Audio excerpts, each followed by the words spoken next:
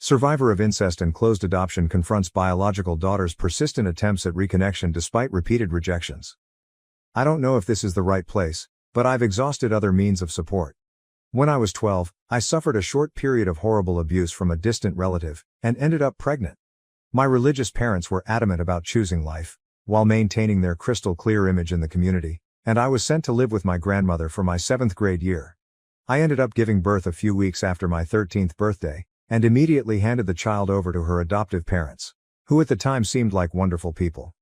The only people who even knew of my pregnancy in my life, aside from authorities and medical personnel, were my parents, my grandmother, one of my brothers, and my therapist. My husband is also aware. I'm now 32, I have been married to the man of my dreams for 2 years and pregnant with what will be our first children together. Lucked out with twins, as we require IVF to conceive. It took me the rest of my childhood and the better part of my 20s to get over what happened to me. I finally was able to heal, put it past me, and now for the past 5 years or so I'm able to go months at a time without thinking about it. I had a closed adoption. I made it clear to the adoptive parents I wanted absolutely no contact whatsoever, and I never held the baby I gave away, something I do not regret to this day. I have avoided ever having social media, partially to avoid being found.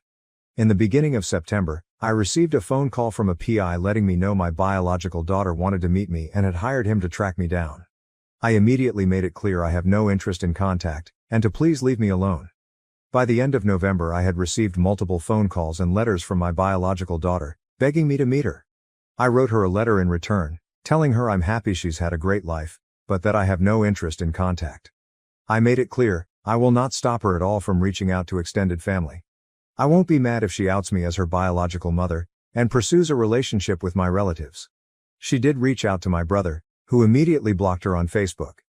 I would prefer she didn't, but I don't think it's my place to keep her from doing so. On Tuesday, she showed up at my front door while I was at work. My husband answered, and immediately told her to please leave, or he would have to call the police.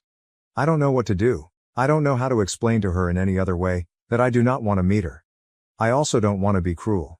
I don't view her as my daughter, as horrible as that sounds. I do wish her the best, but I have built a life I'm finally comfortable with. I don't want her to be part of it. If there is any insight any adoptees could provide on how I could explain this to her without having to just be brutally honest and also sparing her feelings. Or birth moms, who have gone through a similar thing. Relevant comments. Comment 1, comment deleted by user OP. I ended up writing her another letter, explaining how she was conceived, how many years it took for me to finally feel like a human being again, and how my unwillingness to meet her has nothing to do with her personally, and everything to do with needing to preserve my own mental health. I asked that she please leave me and the one brother she reached out to alone. I again stressed, I would not stop her from reaching out to extended family, and I included a packet of information about our family medical history and some watercolor pictures that my grandmother and I made together when I was pregnant with her. Comment 2. Question. Did her adoptive parents know about the circumstances of her conception? OP.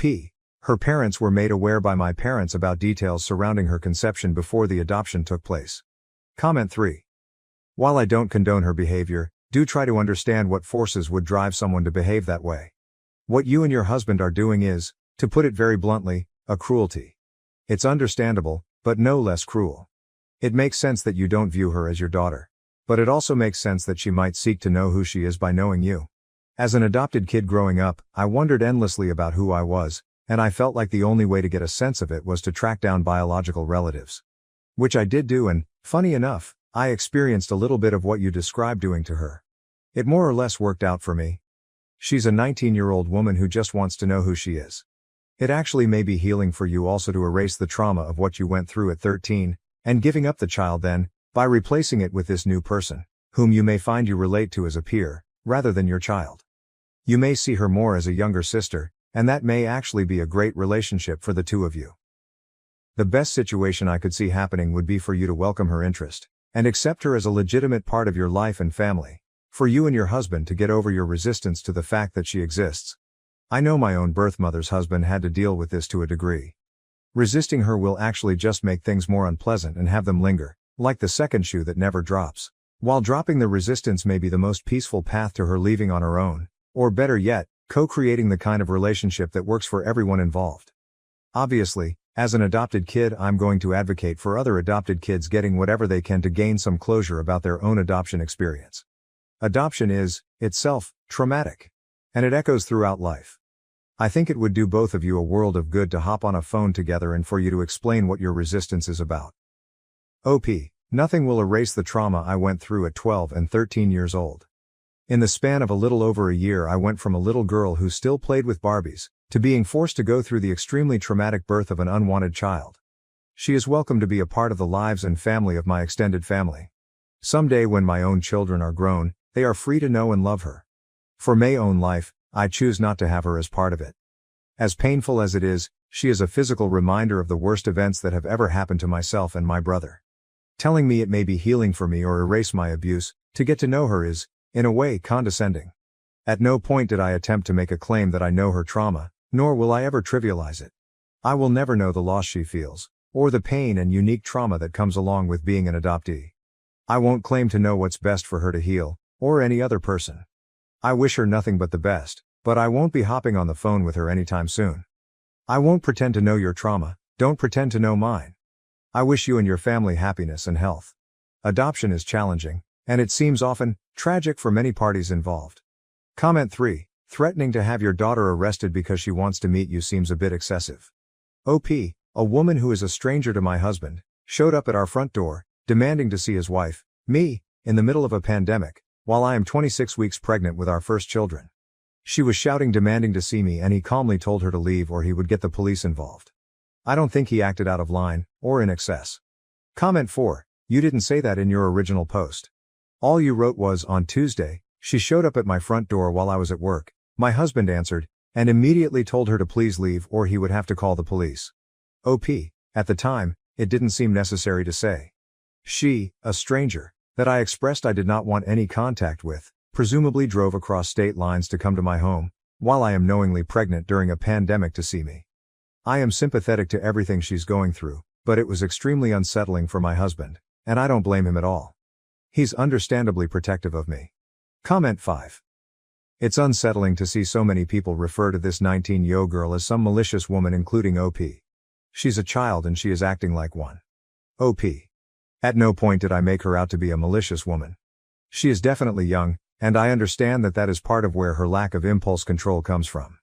I have given her as much of an explanation as I'm willing to. I hope that she finds peace and closure in whatever it is she is looking for. Now that I have made her aware of the details surrounding her conception, I hope she can understand better why I make the choices I am making. I am someone who places a lot of value in having my space and boundaries respected. I don't feel I owe her anything. I was a child myself when she was born, and we are both victims of the same man who forced us into this situation. I do not view her as my daughter, and I do not view myself as her mother. I think we are two people biologically tied as parent and offspring, and tied by a series of extremely traumatic events that we had no choices in. I did not feel familial kinship for her while I was forced to keep an unwanted pregnancy, and I did not feel familial kinship for her when I was forced through a traumatic birth, and to be brutally honest, I do not feel familial kinship towards her now. I wish her well, and I hope she finds peace, but I do not feel in any way a parent to her. I don't know her trauma and will never know her trauma, in the same ways that she will never know mine. I don't think she has malicious intent. Comment 6. Yes, you did. But when confronted about that, several times, simply deny the misconstruction of the poor girl. OP. I have empathy for her, to a point. We all have the right to our boundaries being respected. Update, TLDR. When I was 13, I gave birth after being forced to go through a pregnancy that resulted from incest rape. The child was adopted through a closed adoption. After she initiated contact, sought a reunion, I declined wanting contact, and she has now shown up at my home twice. I reluctantly agreed to a phone call with said young woman today, and I know without a doubt that she is entirely unwelcome in my life.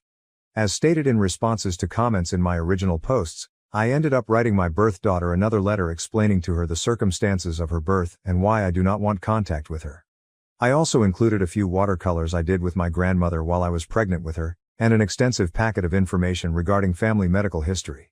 I overnight FedExed it to the address I had for her. Sadly, in the late hours of last night, she showed up at my house again, this time while I was home, and pounded on my front door, screaming. My husband and I tried to ignore it, but we got a phone call from our neighbors that they would call the police if we didn't answer our door to handle the situation, And I honestly didn't want to start Christmas Eve with getting someone clearly going through the thick of it arrested. My husband spoke to her via our home doorbell alarm system thing. When this did not placate her, I literally barricaded myself in our bathroom, and he went out the back door, locking it, and then around the front to speak to her. I could hear him screaming at her, unpleasant, but apparently effective, because she finally left. This morning, I received a phone call from her adoptive parents apologizing to me, that they never fully disclosed how she was conceived, and that they helped fund the PI, which is how she found me, hoping it would lead to a more happy reunion. What they did tell me, they told her that she was the result of rape. What they lied to her about was that it was my parents who made me give her away, and that I always loved her, chose life and wanted to keep her if I'd been older. All lies, and it seems she received a similar very religious upbringing that I did. I ended up agreeing to speak with her on the phone, facilitated by her birth parents, if she understood that now she has to leave me alone, or I will pursue legal advice, and will not hesitate to call the police if she were to ever come to my home ever again. I was very blunt with her, because I felt that she's already been lied to 100 times. It probably would have been better to do the conversation through a therapist, but honestly I'm just happy it's over. She asked me if I loved her as her daughter, the way I love the children I'm pregnant with. I told I have love for her as a human being, but that I would not lie and say I felt like a mother to her. That she's only 5 years younger than my own husband, and that I don't love her in any maternal way, but I do love her as my sister in humanity. She asked me if I wish I had an abortion. I said that at the time, I wanted an abortion. That the trauma I felt would have been significantly reduced if I were allowed to terminate the pregnancy forced upon me by my rapist. I also said I wouldn't go back and change what happened now, because she already exists, and I would never wish away her existence. She asked me about my faith and if I am still a very conservative religious background, that I guess she shares. I told her no, that I am not even a Christian. She asked me about my political beliefs and if I support murdering babies. I said I'm 100% pro-choice, that I'm a socialist and an anti-capitalist, but that I don't think being conservative makes you a bad person. Not really related, but I felt the need to say it. We talked about other things for a bit, mostly her asking me, because if I'm being honest, I don't really care to ask her anything about herself. She asked me if I forgave her birth father, and if I ever spoke to him. And if I would ever consider visiting him with her. I told her that I will never forgive him. That I don't ascribe to Christian ideas of having to forgive. When pressed further about information related to him, I told her to ask my parents for any further information, and take the time to read the second letter I wrote her. I provided her mother with contact information for my own parents. I'm hoping to close this chapter of my life. I can't imagine speaking with me gave her much peace, but I hope she's satisfied. My husband and I are now considering moving so that she can't find us again. I don't feel any better having spoken with her. If anything, I'm reassured about choosing never to see her in person. She seems like a broken person, and I hope she finds her own healing, but I do not want her as part of my life. She seems like the kind of person I wouldn't get along with, and would never respect boundaries. I get that she has so much trauma of her own, and I hope she is able to leave the religious community she belongs to, unless she's happy there. I don't feel guilty that her life wasn't everything it could have been. I do feel sympathy that she obviously has been raised in a similar toxic religious household. I am glad this is over. I've disconnected my landline, and am changing my cell phone number. I am going to restart therapy at the beginning of next year, and if she ever shows up at my home again I will be calling the police. Relevant comments. Comment 1. You did everything possible to help her while still keeping that boundary clear. I applaud you for that. I know this was very distributive to your life and she had no right to it and obviously crossed the line multiple times. It makes a lot more sense now hearing about the involvement of the adoptive parents and how they have hurt the situation. They should have never ever told her those things, never crossed a line with the PI and never encouraged her to keep pursuing this. It was completely inappropriate and entirely their fault honestly. The girl is just acting in the way you would expect for her age and upbringing in the context of what she had been told. I'm sure that as she gets older she will think back to this and possibly read through everything you gave her multiple times.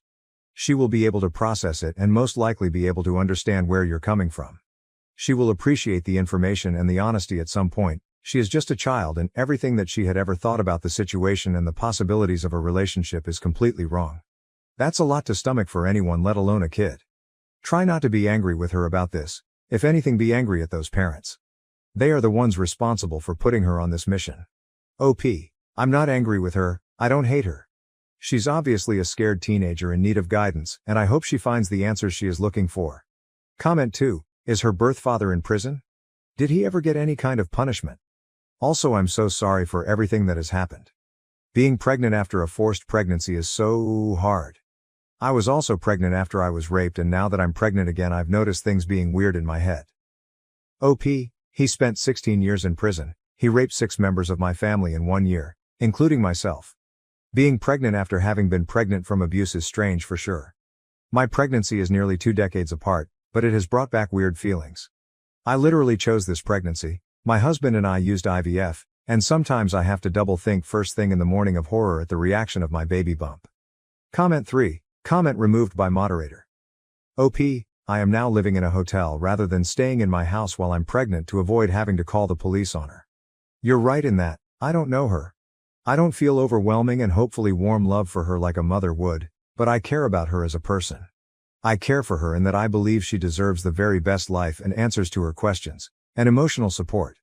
I just can't be the one to provide it. I am barely holding it together. I've done what I thought showed her respect while respecting myself. You have no right at all to ascribe intentions or feelings towards my actions. Comment 4. The adoptive parents completely disregarded their promise made when adopting her, to keep her safe. Nothing they told her kept her emotionally safe, and even put her in potential physical danger by encouraging and facilitating the hiring of a PI, which is what led to these late-night door poundings and overly emotional decision-making. I'm so angry at them for OP and for her.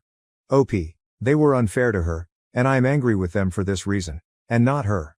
I'm so pissed they lied to her.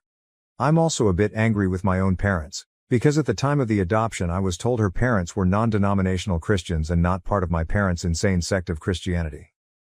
Comment 5. Wow, it just keeps getting worse. I'm really sorry. I'd be extremely angry with the adoptive parents as well. I might be more inclined to give my parents the benefit of the doubt and ask if they'd been lied to, as well, since the adoptive parents are obviously extremely dishonest, willing to tell reprehensible lies to their own child to avoid a difficult conversation. You mentioned that your parents have grown and changed immensely since this all happened. Would you be able to discuss this with them to get some answers and work towards closure, perhaps once you're back in therapy and have guidance? OP, I genuinely thought her parents were good people, all my life, or at least all her life. It never crossed my mind, they weren't. I would have fought harder for a better set of people had I known they were the same type of Christians as my parents. I'm definitely going to be speaking with my parents about this, with the facilitation of a mental health professional, when given the chance. Honestly, my parents were such jerks and liars when I was a kid, they genuinely may not remember telling this specific lie. They are pretty awesome people now, and have spent like 15 years working so hard to change. I obviously don't excuse their behavior ever, but I do think they will be open to talk about this, and admit their part. If you're talking about speaking with her parents, I really don't think that's going to happen. Comment 6. I just asked this some seconds ago. The parents who allowed to be raped and rug-swept it, are more deserving of empathy, consideration than the poor girl, innocent in all that mess. Come on. OP, I know my parents. They raised me. They are far, far, far from perfect. I don't see them all the time, but I have an established relationship with them that spans 32 years. My biological child is a stranger to me. I don't know her, I don't know her intentions. I haven't spent 100s of hours in therapy with her, over nearly 2 decades, picking apart and rebuilding our relationship. She's now come to my home uninvited, 3 times, after I've asked her multiple times to leave me alone. She's stalked me at this point, and I've done nothing but try to be sympathetic to her. My parents aren't perfect people, but they've spent over a decade fundamentally reassessing who they are, what they believe, and the role they played in the traumatic childhood of my brother and I. They respect every boundary I ask of them nowadays. They know the part they played and own up to how fucked if they were when I was a kid, and they are amazing parents to much, much, much younger brother than they ever were to my brother and I. My relationship with my own parents isn't up for debate here.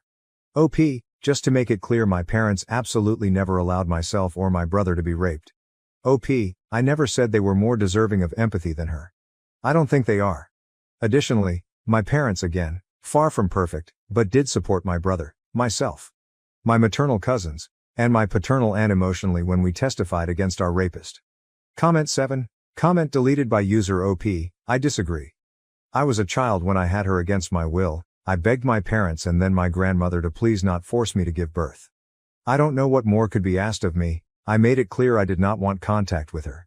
She pushed for contact, and I gave it to her. I'm not going to lie to her. Her adoptive parents have already done enough of that. I hope she heals. I hope she has a great life, I just don't want any part of it. Honestly, I hope she has a great relationship with her biological grandparents, my own parents, if that's what she wants. I hope she meets them, and I hope they give her the biological connection she craves. They are entirely different people from when I was young, and I can honestly say they are good people now. I would not classify them as good parents when I was growing up, but decades and a lot of therapy can change things. I hope she finds joy, I hope she finds peace. Thank you for watching. If you haven't subscribed yet, please do so and hit the notification bell to stay updated with more shocking real-life stories happening around you.